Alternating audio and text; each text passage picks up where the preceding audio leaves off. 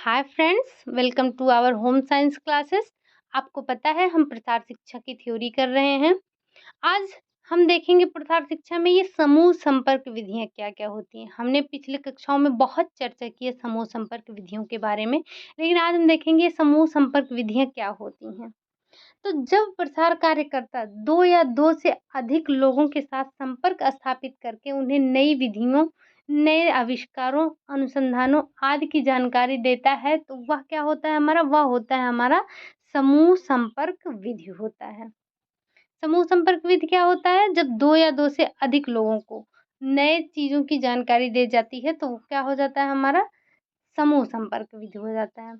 इस विधि में हम किस-किस विधियों का प्रयोग कर सकते हैं या इसके समूह संपर्क विधि के अंतर्गत कौन-कौन सी विधियाँ आती हैं?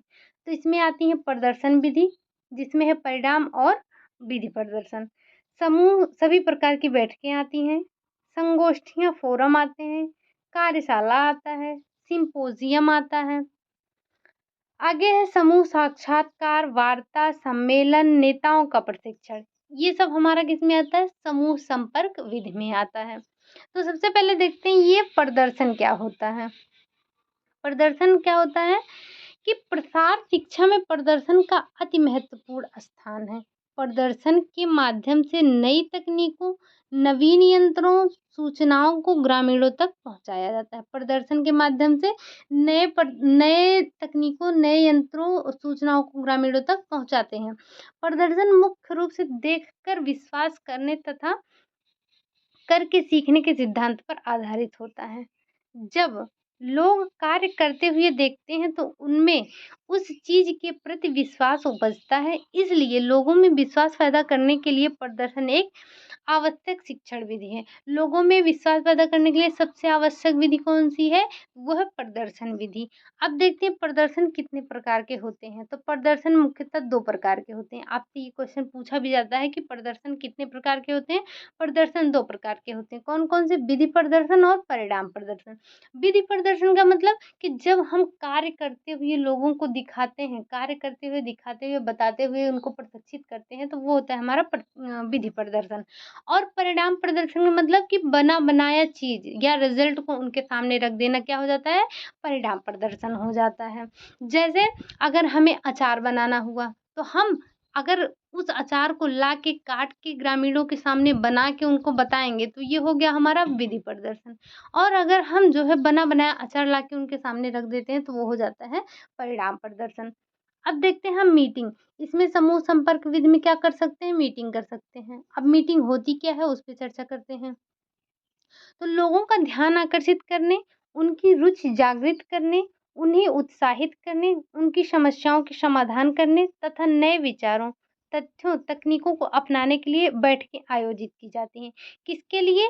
लोगों में लोगों में ध्यान आकर्षण करने के, रुचि जगाने के लिए, उत्साहित करने के लिए, समस्याओं के समाधान के लिए, नए तकनीकों, नए शोधों की जानकारी देने के लिए किस चीज़ का आयोजन किया जाता है? तो बैठक का आयोजन किया जाता है। अब सभा संगोष्ठियाँ बैठक का ही पर्यायवाची हैं। सभा और संगोष्ठियाँ किसके पर्यायवाची हैं? वो बैठक के पर्यायवाची हैं। बैठक में लोग एक स्थान पर एकत्रित होते हैं तथा आपसी विचार विमर्श करके समस्याओं का समाधान करते हैं। बैठक में 2 या 2 से अधिक व्यक्ति भाग लेते हैं। यह लोग किसी गाँव, मोहल्ले या क्षेत्र के होते हैं। 2 या 2 से अधिक लोग का मतलब तभी तो ये होगा समूह संपर्क विधि। अगर 2 लोग से कम है तो वो समूह संपर्क विधि कैसे हो जाएगा? अगर हमें ये समूह संपर्क विधि में हमने इसे रखा है तो इसका मतलब यही है कि इसमें 2 या 2 से अधिक लोग भाग लेते हैं। आगे देखते हैं चर्चा या बैठक। बैठक के भी कितने प्रकार के होते हैं? बैठक भी कई प्रकार के होते हैं। तो पहला है व्याख्यान फोरम, पैनल वार्ता, समूह साक्षात्कार, सिम्पोजियम, वाद विवाद वार्ता, कार्यशाला, सेमिनार। ये सब क्या है? ये सब हमारे बैठक के प्रकार होते हैं। अब इनकी हम चर्चा थोड़ी-थोड़ी इन पे बात कर लेते हैं कि क्या होता है सिम्पोजियम, क्या होता है पैनल, क्या होता है साक्षात्कार, क्या होता है वाद-विवाद, कार्यशाला क्या है, सेमिनार क्या है। इनमें हम थोड़ी-थोड़ी चर्चा कर लेते हैं, लेकिन हमारा मेन यही होता है कि जो है चर्चा कितने प्रकार की होती है या कौन-कौन सी बैठक के अंतर्गत आते हैं। तो चलिए देखते हैं सबसे पहले व्याख्यान फोरम। व्याख्यान फोरम क्या है? इसे वार्ता फोरम भी कहते हैं। इस प्रकार के व्याख्यान फोरम में 2 या 2 से अधिक व्यक्ति अपनी वार्ता श्रोता के समक्ष प्रस्तुत करते हैं। मतलब 2 या 2 से अधिक व्यक्ति होते हैं और वो अपनी बात श्रोताओं के समक्ष प्रस्तुत करते हैं। तो आगे है पैनल वार्ता। ये पैनल वार्ता क्या होता है? इसकी विशेषताएँ थोड़ा याद रखिएगा। इसमें 2-4 पॉइंट। 4 से 6 सदस्य अर्धवृत्ताकार स्थिति में श्रोता की तरफ मुँह करके बैठते हैं। तो इसमें प्रश्न पूछा गया था पैनल वार्ता में किस स्थिति में लोग बैठते हैं? तो याद रखना है अर्धवृत्ताकार स्थिति में लोग बैठते हैं। जो विषय उन्हें दिया गया है उस पर विचार करके श्रोता के समक्ष प्रस्तुत करते हैं। आगे है पैनल के नेता वक्ता के बारे में बताता है। जो वक्ता कम बोलते हैं उन्हें बोलने के लिए प्रेरित करता है। श्रोता की बारी आने पर वे भी बोलते हैं। ऐसा नहीं है कि सिर्फ वक्ता ही बोलता है, श्रोता भी बोलते हैं। मतलब पहले वक्ता बोलेंगे, फिर जो भी श्रोता को जो भी प्रश्न पूछना होगा, जो भी बात करना होगा, वो लोग बाद में पूछते हैं। आगे है पैनल के सदस्य का चयन। पैनल के सदस्य का चयन अत्यंत बुद्धिमत्ता पूर्वक सोच समझ कर किया जाता है। तो पैनल के सदस्यों का चयन ऐसे ही नहीं कर लिया जाता है कि कोई भी जाके पैनल का सदस्य हो गया है। इसके सदस्यों का चयन बहुत ही बुद्धिमत्ता पूर्वक, बहुत सोच विचार करके ही किया जाता है। उनका चयन किसी बड़े विद्वान व्यक्ति द्वारा किया जाता है। अब देखते हैं समूह साक्षात्कार क्या है। समूह साक्षात्कार प्रजातांत्रिक विधि से किया जाता है। इसमें लोग स्वतंत्र होते हैं। समूह में विद्वान व्यक्ति लोगों का साक्षात्कार लेता है, फिर एक्सपर्ट से संबंधित व्यक्ति के साक्षात्कार से संबंधित सभी सूचनाएं प्राप्त की जाती हैं। एक्सपर्ट इंटरव्यू देने वाले व्यक्ति के संबंध में अपना कमेंट देता है। इसमें आपसे बहुत ज़्यादा नहीं याद रखना, बस इतना ही याद रखना है समूह साक्षात्कार में क्या होता है, लोग स्वतंत्र होते हैं। आगे है सिंपोजियम। सिंपोजियम क्या है? हम इस पे भी चर्चा करते हैं कि सिंपोजियम क्या है।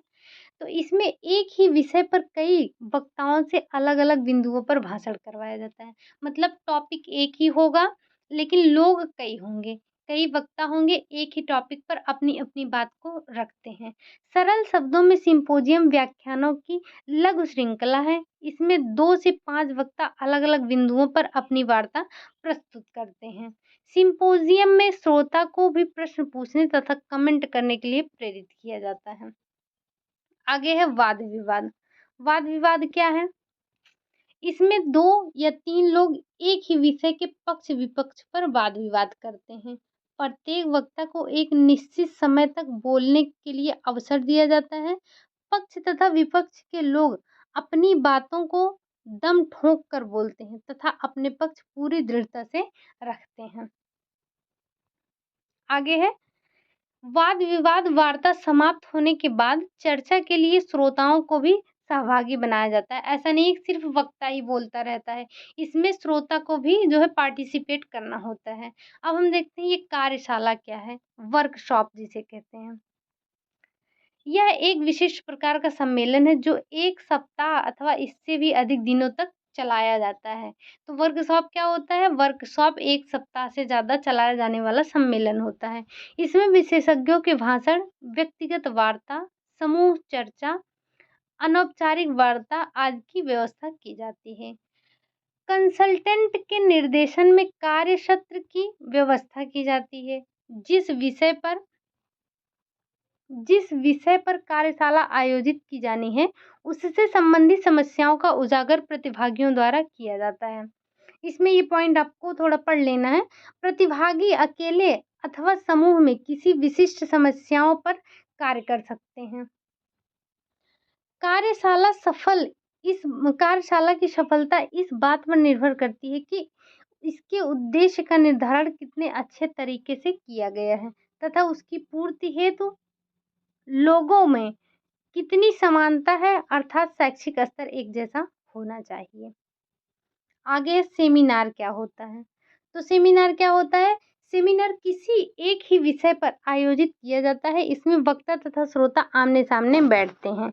विषय में पारंगत विद्वान सेमिनार में अपना शोध पत्र प्रस्तुत करते हैं।